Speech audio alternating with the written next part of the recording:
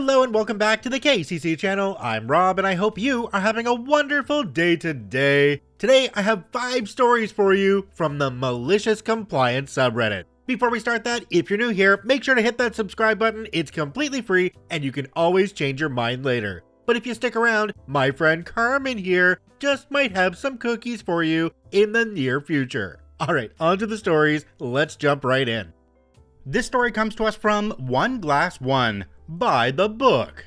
I work for my country's customs administration. We basically do what you would expect. Anything that comes into my country is subject to duties, levies, and taxes, and the goods can be inspected to ensure all the paperwork filed actually conforms with reality. Certain differences exist between private and commercial goods. Most private goods are not subject to customs duties, exceptions being meat, alcohol, tobacco, and a few other products. But other than that, customs law applies in every aspect to both commercial and private entities crossing the border, meaning that many regulations usually reserved for truck drivers and professionals can easily be applied when it comes to private individuals. This was something a particularly nasty traveler had to realize when he bumped heads with my superior. I was working a night shift at a rather small border station in the north of my country, where me, a colleague, and my superior had activated an irregularly manned border station. Not all border stations are permanently manned, and opening a border station outside of its assigned working hours is referred to as activating it. It was 3:40 in the morning and we didn't see too many cars. The ones that crossed over were foreigners who drove into our country for work. Many of them lived in the border region, knew the procedures, and played ball. Some were friendly, some a bit grumpy, unsurprising if you have to get up that early, but all of them did as we asked. Show some identification, answer our questions about what is in your vehicle, and maybe endure us taking a look inside. And then it arrived, a black Porsche Cayenne. Until then, I didn't even know that Porsche made SUVs. In the Porsche was Mark, not his real name. Mark basically looked like Christian Bale looked while playing Patrick Bateman in the movie American Psycho. The suit, the haircut, his briefcase, everything indicated that he had money and wanted people to know about it, which is fine.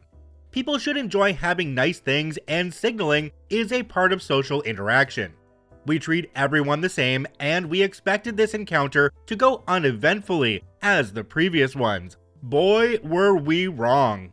We nicely asked him for his ID card or passport, which he handed over. We then asked Mark what he was transporting in the car. When he stopped, we saw that there were several cardboard boxes in the trunk and on the back seat, which he answered with, "I don't see how that's any of your business."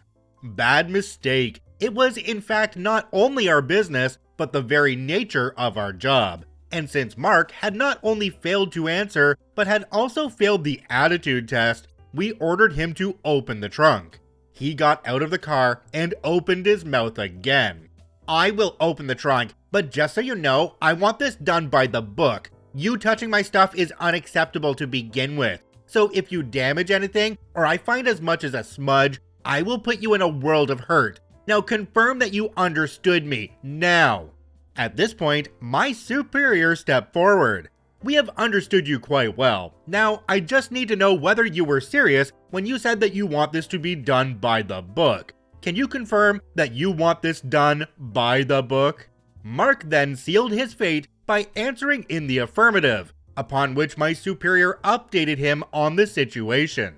Splendid. According to customs law, the person crossing the border is responsible for opening and unloading the vehicle he or she drives, must unpack all containers, present the goods for inspection, repackage them, and reload the vehicle. When it comes to non-commercial crossings, we usually do all that, as not to inconvenience private travelers. But since you want this done by the book, you will have to do it. Failure to comply allows me to keep you and your vehicle at this border station for as long as I want. Any kind of resistance allows me to restrain you. And now, get to work, and make sure you don't accidentally damage your own car or its contents. Mark then had to lift several cardboard boxes filled with all kinds of personal items. It appears he was moving apartments into the border station had to unpack all of them, lay out the contents piece by piece for inspection, repackage everything, and reload his car. Had he simply answered that the boxes contained nothing significant, we would have taken a quick glance into the trunk and he would have been on his way after 3 minutes. This way, the whole procedure took 35 minutes and left some nice sweat stains on Mark's shirt. He filed a complaint. The complaint was dismissed since everything was done by the book. Jumping down the comment section on this one, there's one from a user called PN Gwyn. It says, "Not sure which country we are talking about, but annoying customs officers is generally a bad move. Just how bad varies, but ranges from a lot of wasted time, paying fines, or a partially dismantled vehicle and or damaged, cut open or smashed luggage and cargo." OP responded and said, "My country is somewhere in the middle when it comes to strictness, but people often assume that customs has less power than police. Quite the opposite."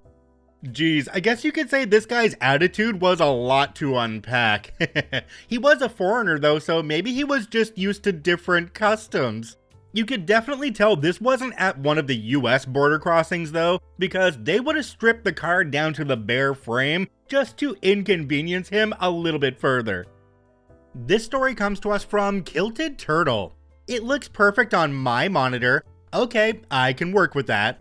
Working at Big Co with lots of agents in the field. Agents had pretty decent 15-inch laptops to work with customers in the field. New project comes up to give the field people some better tools. Project owner and the other stakeholders haven't been pleased with the way the old apps work. Looks like it was scraped from a 3270 terminal. Pretty close, but well before my time. They make sure I hire a real graphics designer to develop the GUI. Fine, I can do that. Interviews, offers made, designer arrives. Suze is nice. Programming team is excited to start, looks all good. As a gesture of welcome to our IT group, get her the developer setup. Souped up 15-inch laptop, docking station, 2 big monitors. Developers like it, they get to put windows all over the place. Life is good. Suze seems to be happy. Pretty soon her, the lead developer, and the business liaison go to make a great GUI experience. Time passes and I check in with the PM. Going okay, on schedule, and we have the GUI walkthrough in the morning. Super. I ask about how that's going to work. Built a mock-up as a static web page, they can just click through the pages. Dev team gave some fake data for the dropdowns. Sounds like it's under control. I go off to see what fires may be getting started elsewhere. Next day, come back from my last meeting of the afternoon. Email box is showing full red alert. Lotus notes unread emails. And my message light is on my desk phone. Before I can mouse click my way into the mess, my boss comes into my office. "OP, what exactly happened in the demo today?" "No idea. PM says it was all set. Business liaison was good. I had other priority ones, so I skipped it." "Poor move. Get on top of the disaster now." Find PM, business liaison, Suze, and started asking questions. Demo in the conference room went fine. They sent the link out to the field people to look at. Field people had some issues. Like what? "Well, a few said it was completely unusable," said Suze. She turns, pulls up a browser window on one of her big monitors. This is it, a very nice clear GUI. It looked a little busy to me, lots of boxes on one page. "Hey, can you drag that down to your laptop screen?" "Yep, looks pretty crowded now that it's 1/3 of the size." "Suze, it looks a little tight." "Yes, but it looks perfect on my monitor," as she slides it back to the big monitor. "People in the field have 15-inch screens."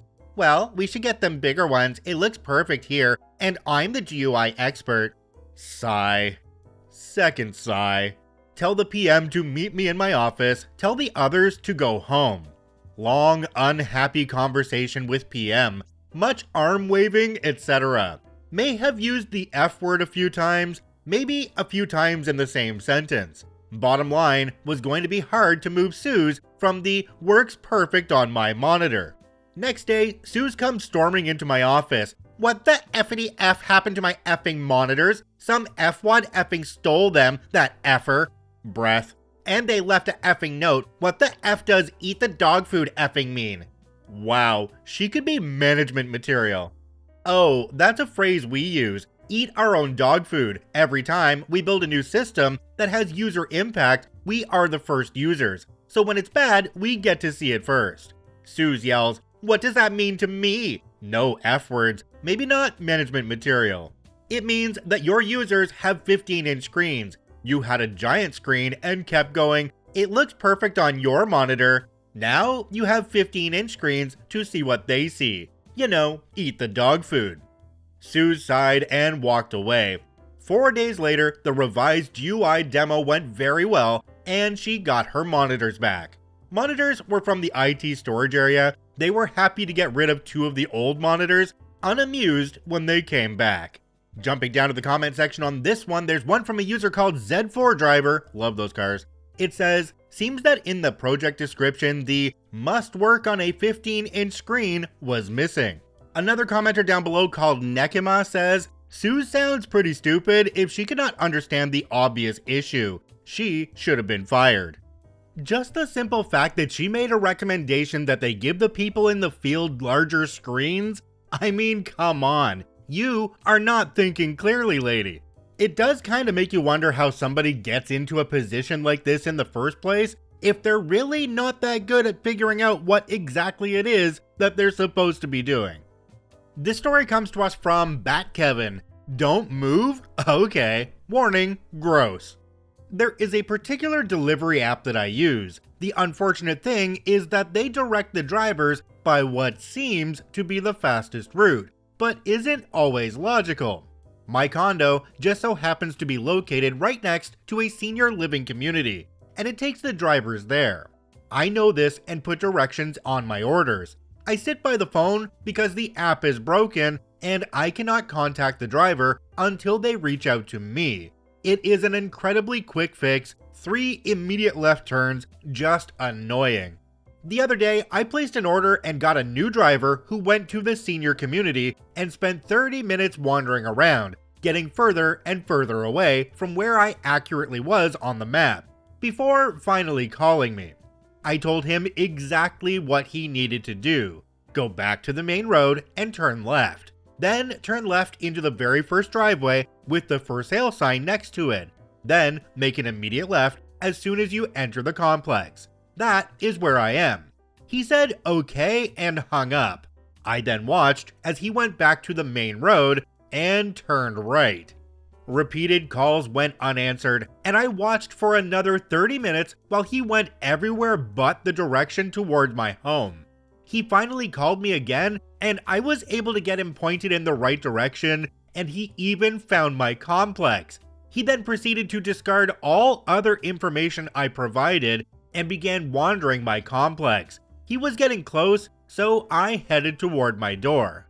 Now, it is important to note that I am disabled, hence the heavy delivery app usage, and everything from the belly button down is mostly numb.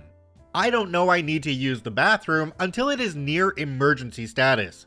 He was almost at my door when the feeling hit, and I figured I'd have my order momentarily, so I didn't rush to the bathroom. In the time it took for the app to refresh, he had walked right past me and was nearly on the opposite side of the complex.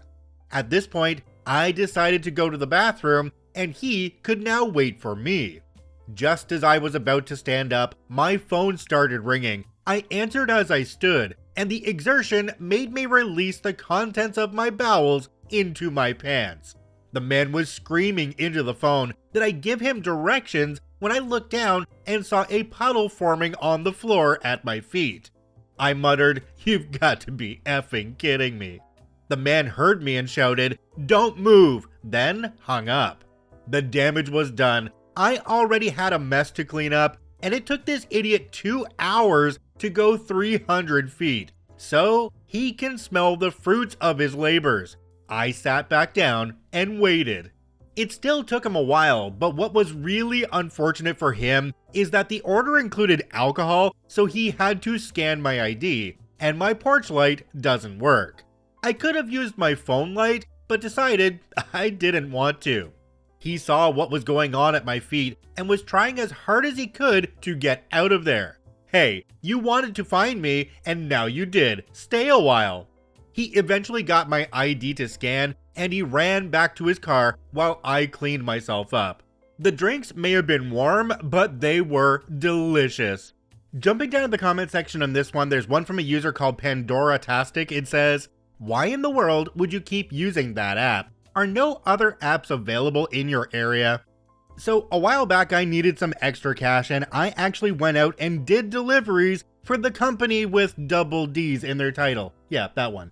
Anyway, it would take me down some interesting side roads on that GPS, or even to roads that weren't completely finished, or would be better described as an ATV trail. So I can see why somebody wasn't able to find OP's place. And the fact that these apps allow drivers to go and work in areas that they're not familiar with, well, that's a thing as well. Because I'm in my town right now, but if I wanted to, I could pull up the app and go drive in Toronto, or Kingston, or Peterborough, or anywhere that's close by to me where I don't know the town at all.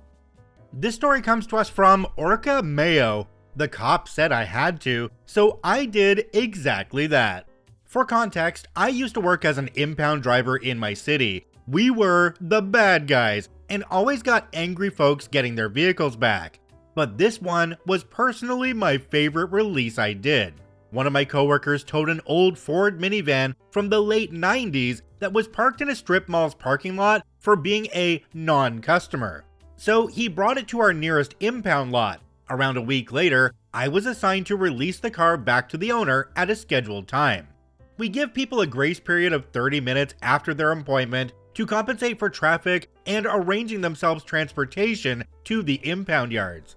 That being said, him and his girlfriend were late and missed his appointment well after the grace period. Turns out he was out of town for the week to visit friends. I decided to be nice and release the car to them since they had trouble getting here. Boy, were the couple not nice at all, screaming at me and throwing insults left and right.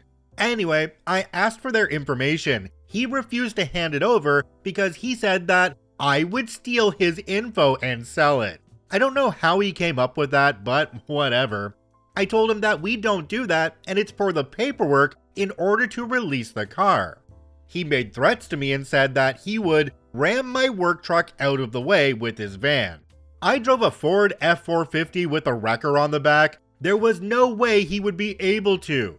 We went back and forth for a good 10 minutes, saying I couldn't release his car without it and would have to leave and reschedule for a later time. He said, "Then I'll just stay here then until you give me my crap," and proceeded to call the police. They arrive after some time and it is well past my shift and I wanted to go home. The officer gets both of our sides of the story and ends up saying, "Just release the car, dude." Tired and wanting to go home, I said fine, but it goes against policy, and he would be charged for the time he wasted, which was about an hour at this point. The officer was satisfied with that answer and told the angry owner. Still angry, he yelled out to me, "And I want the exact price of what I owe, not a penny more." Now here's the malicious compliance. I agree to his terms and start doing the math for the bill. Little did he know, we charge people $22 every minute past the appointment if they have not paid. It's predatory, but it was listed on our price list in the glass countertop. The tow was originally going to be around $440, tow fee, appointment fee, and storage fee every day. It ended up being almost $2,300. He was livid at the price. The officer's eyebrows raised and was slack-jawed, and I was internally smug. I broke down the costs and charges bit by bit. He threw a tantrum as the officer told him, "You did say you wanted the exact price, sir." After he angrily paid for his bill, a late-night coworker showed up and I filled him in on what happened. He told me to just head home and he'll take care of the rest. I start to drive home and I get a call from that coworker and I can hear screaming in the background from the van owner. He told me what happened immediately after I left. Turns out the gentleman who left his van at that strip mall had his catalytic converter stolen and fuel siphoned, so he couldn't drive it home and needed another tow to get it home. I burst out laughing as hard as I could. It was a very well-paid day. It was both a malicious compliance story and a karma story. Jumping down to the comment section on this one, there's one from a user called Rude PCSB. It says, I want to like this, but Jesus, those prices are beyond predatory, and I can imagine so many regular people barely getting by, getting effed by this. That guy was a tool though. I am definitely qualified to comment on this one, because right before I started KCC, I was a tow truck driver. I thought our prices were bad, but we definitely didn't charge people if they were late getting there. We just didn't let them get the vehicle and we'd charge them another day.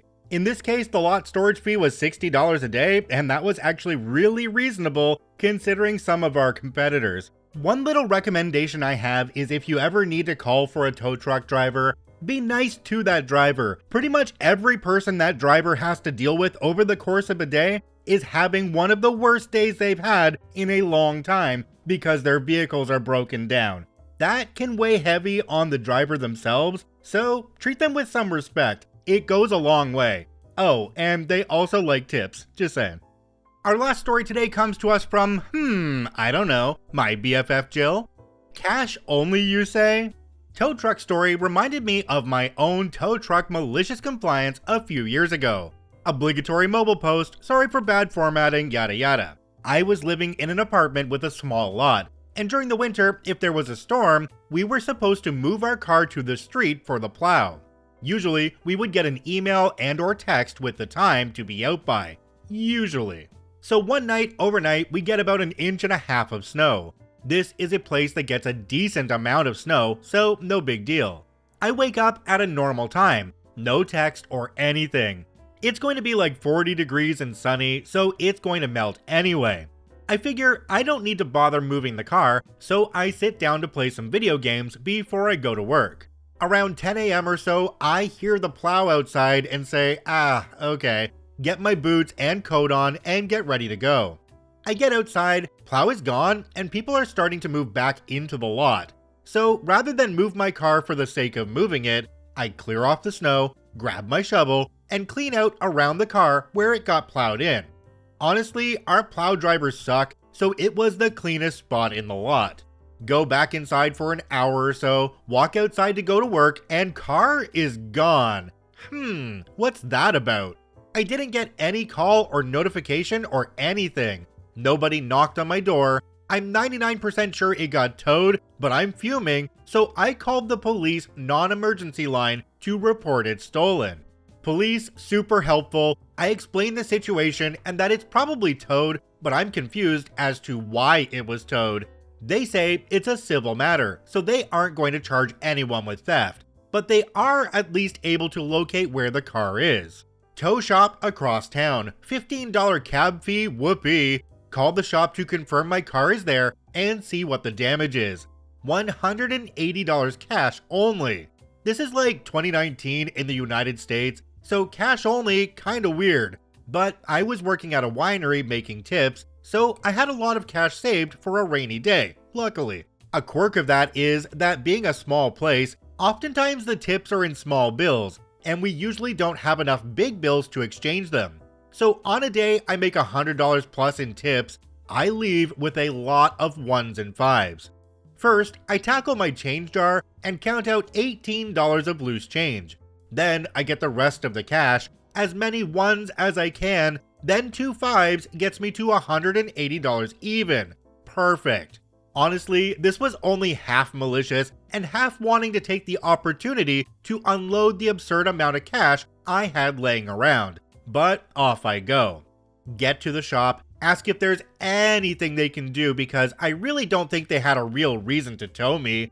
Nope, nothing we can do, just following orders, the person behind the counter says with a very smug grin. Her grin turned to horror when I pulled out the change bag. I spend the next 15 minutes watching her meticulously count out pennies, nickels, dimes, quarters, 1s, 5s, $180 even. I'm $10 short. I misheard her on the phone, it was $190. I pull a 20 out of my wallet and ask for the 2 5s back. Oh man, was she pissed. Was this petty, and did the tow truck desk lady do nothing wrong? Absolutely. But if you're gonna tow people's cars and make them pay nearly $200 in cash, don't be surprised when they bring cash. Okay, again, coming from somebody who's had experience taking cars out of parking lots, in fact, even in situations just like this one, the tow company gets a call. They're told the license plate of the car they need to move, and that's the car they go and move. There's really no questions asked. OP actually acknowledged this as well in a comment to another person. It says, "Management company called in the tow. I was technically at fault since it did snow, and I didn't move my car. Sure, I didn't obstruct the plow really at all, and I cleaned the spot that he wasn't able to get to because I was in, so they didn't need to tow me, they just wanted to be petty. Tow company was following orders. Guy gets called to tow this car from the lot, he doesn't ask questions, I get that." There's a really good chance that the tow company was called as soon as the plow arrived because OP's car was still in the parking lot, but it took a while for the actual tow truck to get there. The tow driver just says, well, that's the car I'm supposed to get, that's the car I'm gonna bring back, because the tow driver doesn't want to be fired.